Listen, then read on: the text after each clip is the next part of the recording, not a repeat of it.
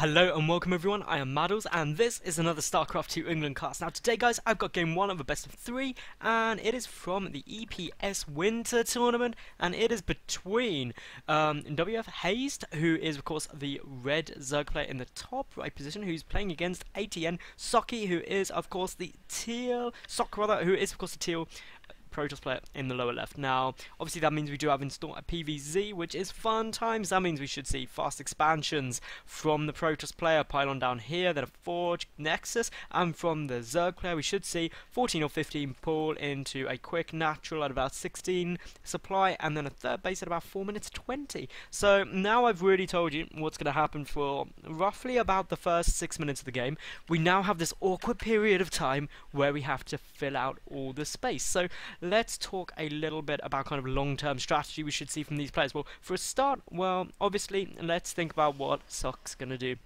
Well, he's going to go for basically this base. This third base, it's going to die. It's going to die a horrible, horrible, painful death. Hopefully. That's if things go to the Protoss way of playing, because basically if that goes down then they're on equal bases and the Protoss player is like, hey, I win, hyped up. Now the Zerg player is obviously going to defend that the best they can, but of course big open area here, good for Zerg. When you put a hatchery there though, small little choke points, good for force fields. So that basically means that the Protoss player can go poking and prodding and force fielding and being a right nightmare. Two Immortal Sentry pushes, super good on this map, so we may see something like that come down. Obviously, the natural base is quite exposed as well. There's a separate little entrance in, and with those rocks there, you can get the Zerg army really trapped out. Now, how do you prevent these sort of pushes as a Zerg player? Well, at about 6 minutes 30, you chuck down a Rotor and an Evolution Chamber, and then you're safe from DTs, air pressure, and also big gateway pushes as long as you scout, which means this Watchtower, very important. This Overlord, which will come and sit up the back here, most probably, important. Another Overlord here, very important, and that is really the staple of how you know when you're about to die, and you should start panicking and building lots and lots of units so you don't. Obviously, the panicking step is optional, but a lot of players find it does help them. But the real great ones stay really, really calm and know what to do. Now, looking here, we do have the Nexus before Forge, so really economical opening here from the Protoss player, and, well, obviously nothing in the main base because nothing can be going on. Meanwhile, we should see in about the next minute this third base come down. We should see one of the Zerglings come and give a little poke and prod around. Needs to check for that probe. That probe right there, Zerglings. Zerglings. That's the probe you want. Yep. Yep.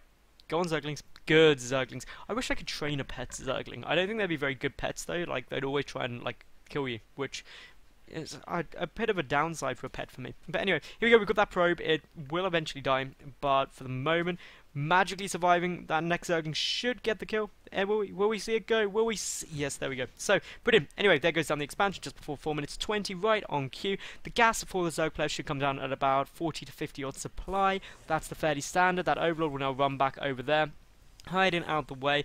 All two gas come down for the Protoss. The cybernetics core on its way. Everything going well on shooting. So let me just say, guys, if you do like my casting, please subscribe. I get new games up every single day of the week, and leave a cool comment below, like the video, that would be awesome. And also, if anyone's been watching, I've got a whole ton of games from the HP Trophy 2 qualifiers up in a playlist on my channel, so flick over and watch those. Also, other shout-outs, Twitter, obviously. Follow me on Twitter, I put all of my cool and exciting info up on there, and there is some coming up, so you should definitely give me a follow on there, and basically keep an eye out. I also drew a really amazing picture of an iPhone in Paint the other day, which has no relevance to this cast, but still quite interesting. Now, anyway, when we look around here, we do have, well, the third and fourth gas should come down shortly for Socke, and, well, down here we do have, well, not too much. The gas should be coming up any minute.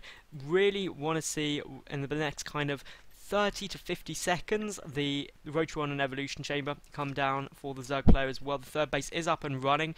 Looking here, no real show of what kind of strategy is going to go down until literally I say that and the robotic facility is dropped. This is really starting to look towards that Immortal Sentry type play, which is just really, really solid. on this matchup, and on this map. Daybreak is the map to do it on. It's just so good. It is absolutely insane.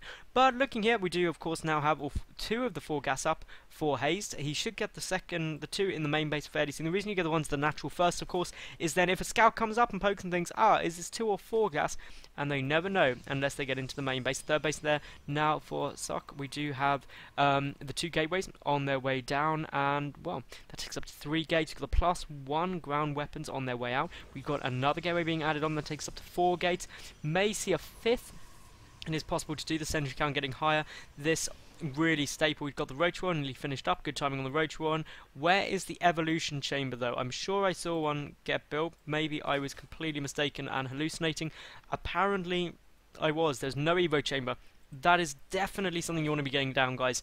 If you've ever been rushed by DTs, that's why you get it. If you've ever suddenly had lots of Voidways and Phoenix in your base, that's why you get it. So really do get that evolution chamber down. Here we go. It is on its way, slightly later than I'd like it. I always think just get the 2 together. It's also a good mental problem, because then and mental problems are great in game, because if you're suddenly like, I'm building my evolution chamber, I need to build my Roach one, or vice versa, it's just twice as likely that you'll actually build both of them and get them at the right time. Now here comes the Immortal, second Immortal on the way, a lot more gateways being added on here, so this is going to be an awful large amount of pressure. How many gateways does this take us to? 7, I do believe. Yep, that is correct. So 7 gates with a lot of sentries coming out. Now it's just really a check for the forward pylon. The overall placement absolutely brilliant out of Hazed. Just keeping an eye on all the likely spots. The only place which you can't see where a pylon sometimes goes down is here. But as you can see, it's a bit further back. The creep spread, okay. Would like to see a couple more queens out just purely for spreading creep. Now, this could be interesting. A kind of reverse play that actually Hazed going for a bit of aggression right now. He's got quite a few Zerglings and also those roaches on their way over. Could be trying to stop the push before it actually comes. But here comes obviously an awful lot of sentries and immortals on their way. We should see another warp in shortly. There comes down the 3rd immortal, which looks like it's going to be having to go a long way around.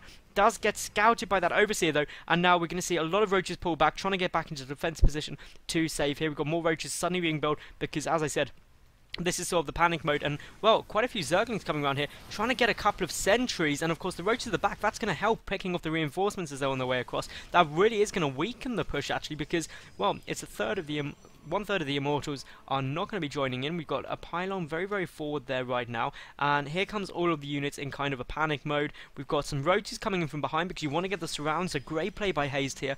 Socke needs to really start thinking about when to go. He'll probably wait for one more warp in of units and then really start engaging. The warp prisms there as well, which is a nice little backup should everything go wrong. We've got just a couple of roaches sitting there. The overseer is in the main base just getting a look on everything that's not happening, but here we go. We've got the engagement on their way in. A good position backed against the wall. This 3rd base looks like it's going to get flat out abandoned. Quite a lot of drones picked off there though, prevented from escaping. Now they are going to get picked off very quickly. Of course the immortals do great damage against that buildings, and well, that means that hatchery is going to go down exceptionally fast. 12 more roaches on their way in.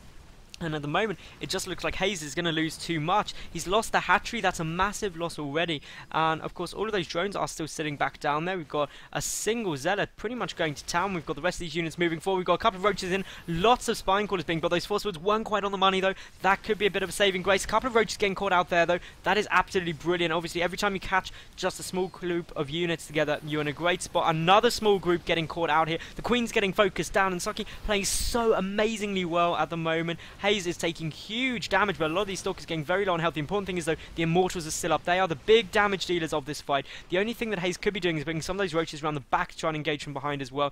We do see a Zealot pretty hopelessly going against all of that. Engagement wise, look how much more cost effective this push has been for the Protoss player. 3 spine crawlers forced as well. If we look at how many workers have been killed, well, only 8, but of course a lot of those are now useless, being only on 2 bases. So that is the real big thing we're seeing here. More warpings coming in with the aid of the warp prism. The immortals moving forward. They need to be careful not to get focused down though, because that is going to be the target of the roaches. They are trying to hug forward as best they can, and there are no force fields available anymore. So this is the slide problem. We do have a bit of a move back now, and really all of the sentries have been cleaned up very nicely.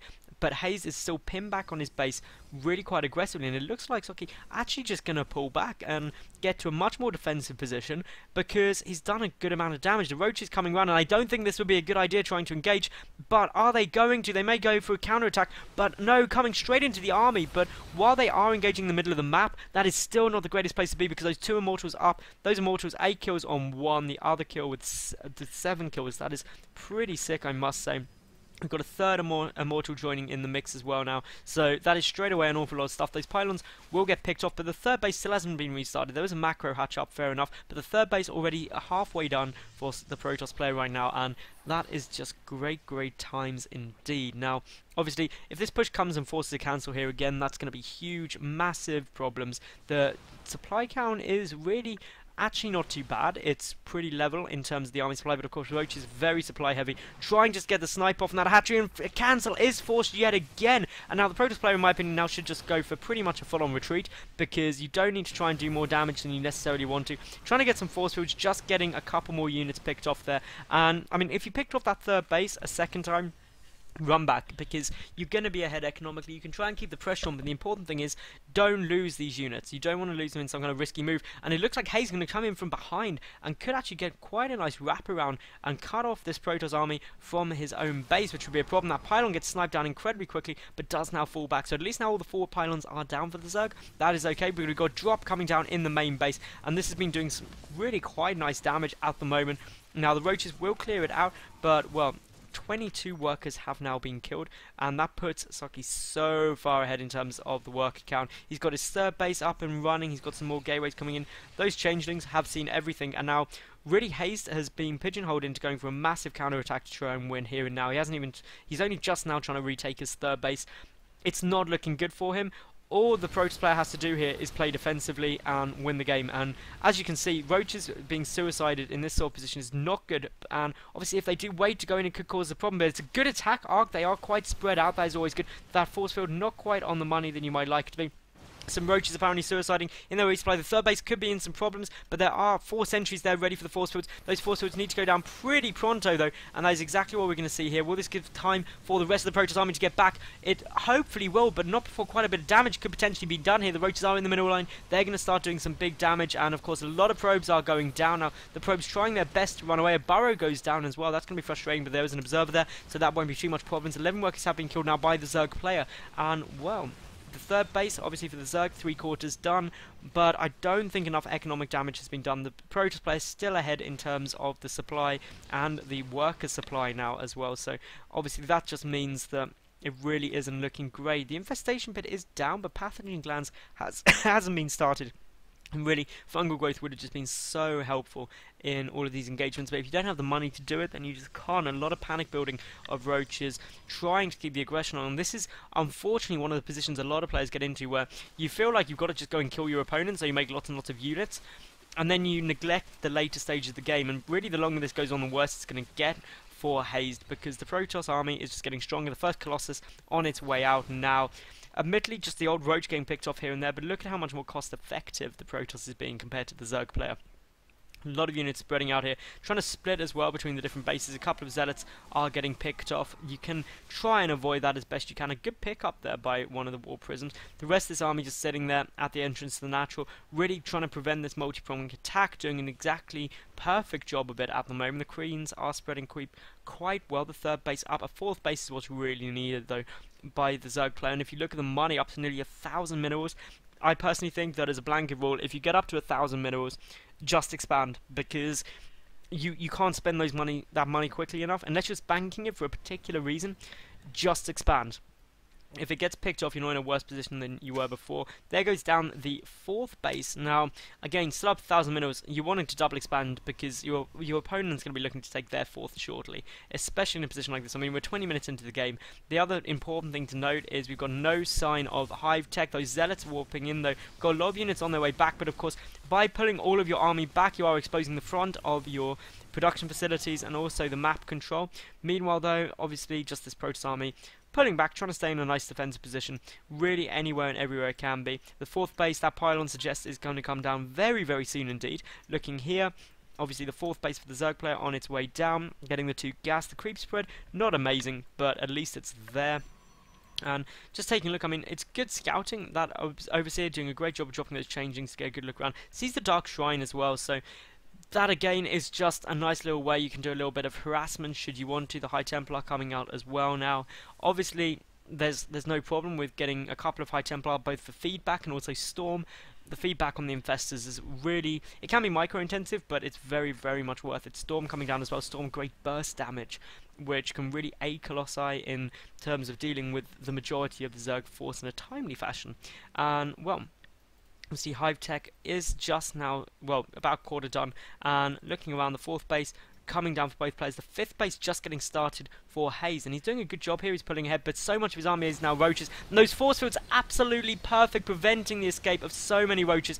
That is just ideal for a Protoss player, precisely what you want. 1 DT in there, 2 DTs in there. Is there any more DTs on the field? No. 1 going to the natural base where there is no detection, and the other one has gone somewhere. I'm not quite sure where this other one's gone. There he goes. He's just chilling down there. But for the moment, the GG comes down from Hazed. He knows he's got no detection. And that is game 1, ladies and gentlemen. And it goes to Socke. So if you did enjoy, subscribe, like the video, leave a cool comment. But most importantly, flick over to my channel. And I'll see you at game 2 any second. Bye for now.